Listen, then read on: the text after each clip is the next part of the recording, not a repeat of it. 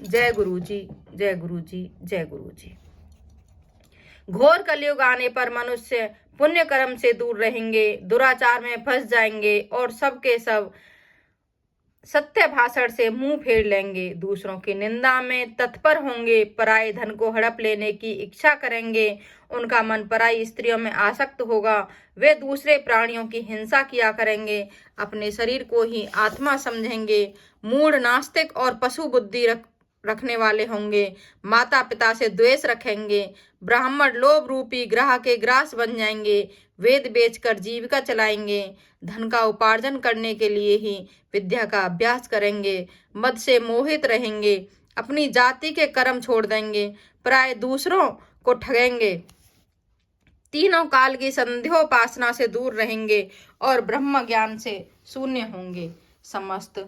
क्षत्रिय भी स्वधर्म का त्याग करने वाले होंगे, कुसंगी पापी और व्यभिचारी होंगे, उनमें से शौर्य का अभाव होगा, वे कुत्सित चौर्य कर्म से जीविका चलाएंगे, शूद्रों का सा बर्ताव करेंगे और उनका चित्त काम का किंकर बना रहेगा। वैसे संस्कार भ्रष्ट सर्वधर्म त्यागी कुमार्गी धनोपार्जन परायण तथा नाप तोल में अपनी कुत्सित वृत्ति का परिचय देने वाले होंगे।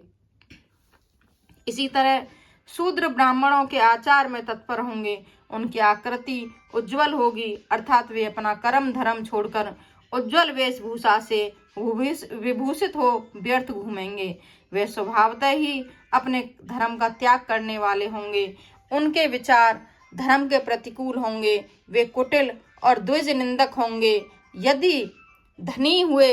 तो कुकर्म में लग जाएंगे, विद्वान हुए तो वाद विवाद करने लगेंगे, अपने को कुलीन मानकर चारों वर्णों के साथ वैवाहिक संबंध स्थापित करेंगे, समस्त वर्णों को अपने संपर्क से भ्रष्ट करेंगे, वे लोग अपनी अधिकार सीमा से बाहर जाकर द्विजोचित